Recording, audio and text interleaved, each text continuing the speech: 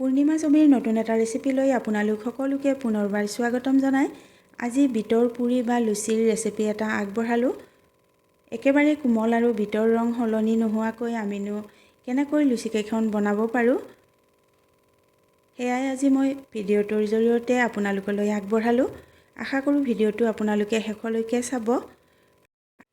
ভাল পালে like, comment, share আৰু চেনেলটো ছাবস্ক্ৰাইব কৰি মোক আগবাঢ়ি যোৱাত সহায় কৰিব। এতিয়া পলম নকৰোঁ, বলকচোন ৰেচিপিটোলৈ আগবাঢ়োঁ।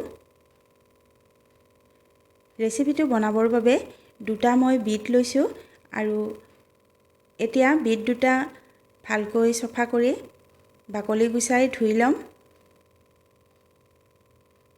এনেদৰে মই বিটৰ বাকলিখিনি গুচাই ল'লোঁ।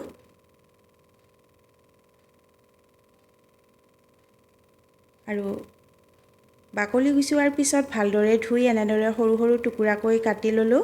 এতিয়া মই মিক্সি জাৰত গোটেইখিনি বিটৰ টুকুৰা দি ল'ম আৰু মিহিকৈ এটা পেষ্ট বনাই ল'ম।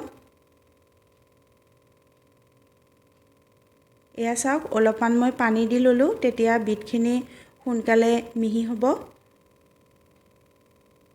এবাৰ পিচি লোৱাৰ পিছত পুনৰ মই অলপমান পানী দি এয়া চাওক এনেদৰে মিহি এটা পেষ্ট বনাই ল'লোঁ। এতিয়া এয়া 2 কাপ বগা আটাটোৱে লৈছোঁ মই। আপোনালোকে ইচ্ছা কৰিলে ময়দা বা পেকেটৰ আটাটোও ল'ব পাৰে। লগতে আধা চামুচ পৰিমাণৰ নিমখ দি ল'লোঁ। 2 টেবুল চামুচ ৰিফাইন তেল দি ল'লোঁ। এতিয়া মিহিকৈ পিচি লোৱা বিটৰ পেষ্ট অলপ অলপকৈ দি লৈ এয়া চাওক এনেদৰে মই হাতেৰে মঠিব পৰা হোৱাকৈ এনেকৈ মিক্স কৰি ল'ম। বিটৰ পেষ্টটো যাতে আটাখিনিত বেছি হৈ নাযায় তালৈ লক্ষ্য ৰাখি অলপ অলপকৈ মই এনেকৈ হেতাখনেৰে মিক্স কৰি লৈ আছোঁ। এতিয়া মই মিক্সি জাৰটোত অলপমান পানী দি ল'লোঁ আৰু চাওক তাৰেই বিটৰ পেষ্টৰ সৈতে মই যিখিনি পানী মিলাইছিলোঁ তাৰেও পানী অলপ অলপকৈ মই দি এনেদৰে হেতাখনেৰেই মিক্স কৰি গৈ আছোঁ হাতেৰে মঠিব পৰা হোৱালৈকে। এতিয়া হৈ গ'ল। হাতত অলপমান তেল লগাই লৈ এয়া চাওক মই একেবাৰে মিহিকৈ মঠি ল'লোঁ অলপ সময় আৰু এতিয়া 10 মিনিট সময়ৰ বাবে ঢাকনি লগাই ৰাখি দিম। 10 মিনিট পিছত এয়া চাওকচোন ডোটো ইমান ধুনীয়া হৈছে আৰু একেবাৰে কোমল হৈছে। এতিয়া মই অলপ সময় এনেদৰে হাতেৰে মঠি লোৱাৰ পিছতে ইয়াৰে মই বল বনাই ল'ম। এইখিনি সাইজত মই বনাই লৈছোঁ।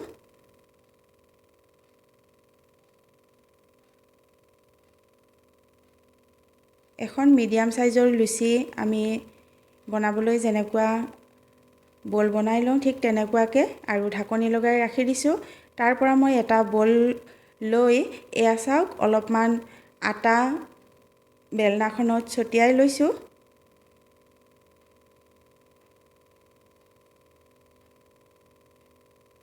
আৰু এনেদৰে বেলি লৈছোঁ।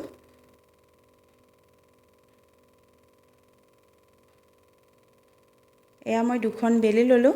এতিয়া মই আটা বা ময়দা নলগাকৈ এয়া চাওক এনেকৈ তেলো লগোৱা নাই।